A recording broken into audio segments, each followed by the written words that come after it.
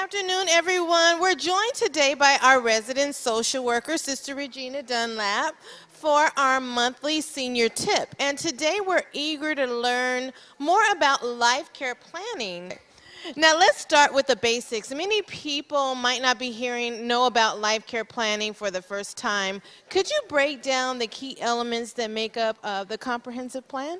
For sure. So the life care planning packet through the state of Arizona has the medical power of attorney, the living will, the mental health power of attorney, and the do not resuscitate.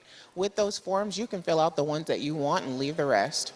Okay, so we understand the components, but how does this actually benefit people? What kind of peace of mind and practical advantage can life care planning offer, both for the individuals and their loved ones? So when you elect a medical power of attorney, that gives you the opportunity to say, I don't want the medical professionals to make decisions for me. I'm going to have a discussion with someone who knows me and knows what I would want. I'm going to elect them to make decisions for me if I cannot make them for myself. That's the same for the mental health power of attorney. Now, the living will gives you the opportunity to make some of those decisions for yourself, so it takes some of the stress off of your loved ones. Do you want to have CPR? Do you want to have tube feedings? All those things can be spelled out so that it's not difficult at that time when those things are needed. Now, the do not resuscitate is just for your home, kind of tells people whether you do or do not want to be resuscitated if you pass away at home. Now, just being born and raised in church, this is often a hard subject to talk about. How important is it, and why do you think we're so scared to kind of set these things in place? I think it's because people don't understand that the forms only come into play if you are not able to make decisions for yourself. If you fall at home, the paramedics come, they have to do everything. If you are sick, they have to do everything. But this gives you the opportunity to say, this is what I do want, this is what I don't want.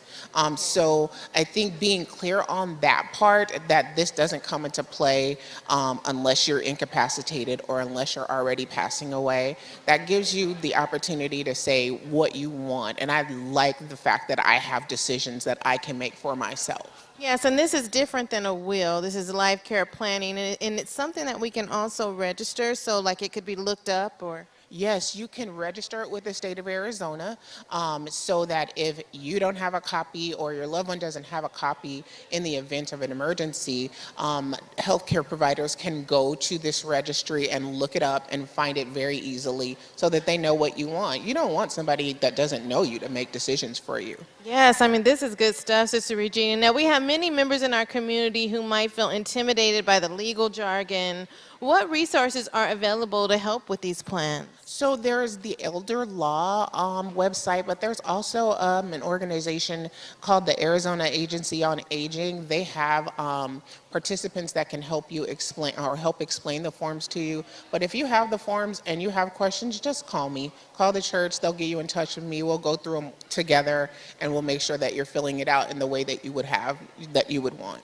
Yes, because like I said, often this is like something that we don't talk about, and then something happens and there's, nothing in place. And it's just so important to have these kind of things in place. And if someone were to come to you for help, where will you start with them? So I always have the forms available.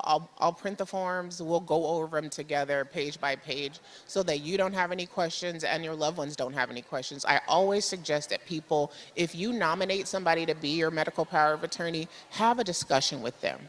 Make sure that they're clear on what you want so that in the event that something happens, they're not surprised.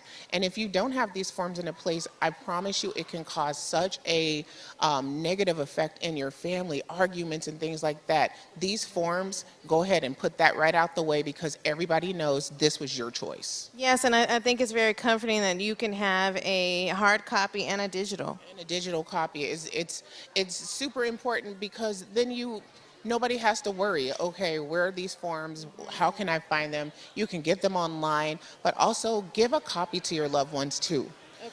just in case, so that they already can, provide those to medical professionals, or they can also like explain to family members, this was her choice, and so we don't have to have a disagreement about this. Sister Regina, your guidance as our resident social worker is just invaluable. We especially appreciate your insight about the Arizona healthcare directives. It's clear that life care planning is crucial to ensuring our wishes are honored and our loved ones are supporting us. Thank you so much, Sister Regina.